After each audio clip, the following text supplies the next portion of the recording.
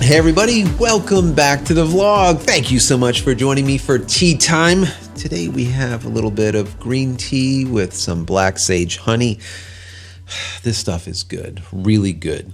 Anyways, thank you for being here. I really appreciate you being here. Now, Panasonic. We're looking at Panasonic today. Why? Because today they're going to be making their official announcement for their brand new S Series, or S1H.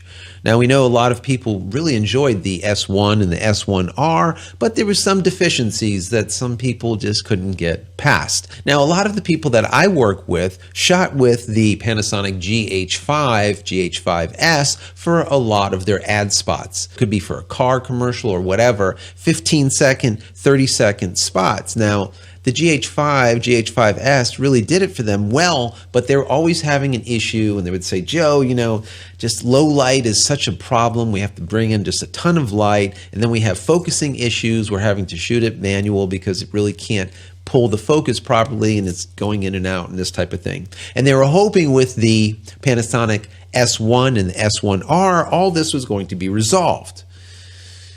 And it really wasn't, because it continued with the same outdated contrast detection AF in comparison going to a phase detection, or at least a hybrid phase detection, contrast detection, autofocusing system. So there's a lot of hopes and expectations when it comes to this Panasonic S1H. Now, since today will be that announcement over at the Cine Gear Expo, where we're going to have Lumix or Panasonic showing us that brand new camera, it's really exciting. So I'm going to put in the comment area and the description the link where you can go and watch the live event unfold, so you can really see what's going on. Remember, the stuff that we're talking about today has to do with all of the leaked specs, and just to talk to you guys about it and see where you think that this sits.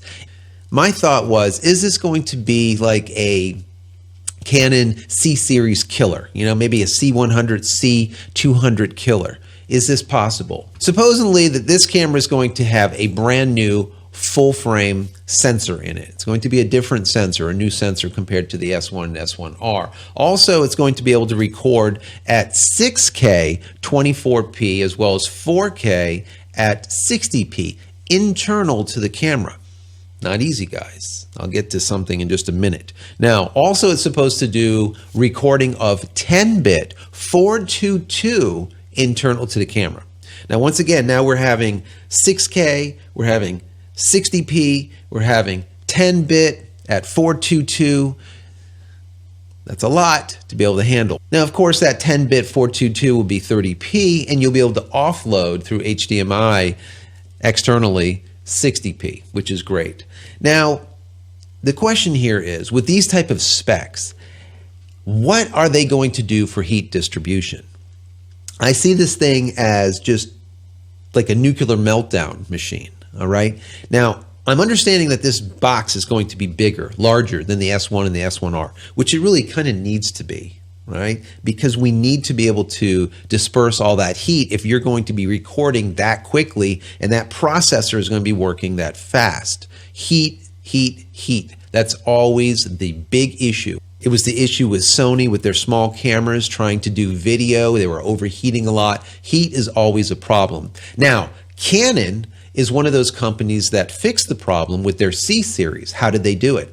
Well, if you pick up a C100, a C200, or C300, like what I do for my professional video work, inside the camera itself is a fan that's like blowing on the sensor, blowing on the internals. It's got built-in exhaust where it just pushes that heat out of the camera. And that's why we use those cameras, because we can shoot 4K all day long, literally just rolling with not any problem with heat.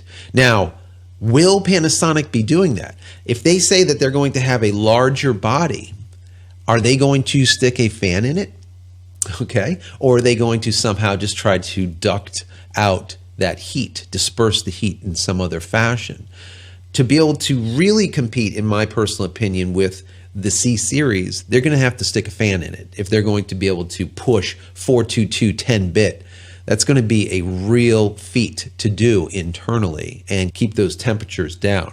So we'll see how that goes. Also, we're showing that there's no indication as far as IBIS. Will it have in-body image stabilization, yes or no? Also, will it have an in-body ND, neutral density filter? We don't know. We'll see what ends up happening. Now, finally, just to kind of sum up when it comes to that autofocusing system. Like I said, I think that's going to be second on the rung, let's say. Primary is going to be, will this thing be able to do heat and do it well? Will it be able to disperse the heat and not overheat during long video? All right. And number two, very, very importantly, would be autofocusing system. Are they going to have, with this new sensor, maybe a new autofocusing system also? A on sensor, almost something like a dual pixel from Canon type of thing, where you're on sensor doing that phase detection when it comes to autofocus. Are they going to do that?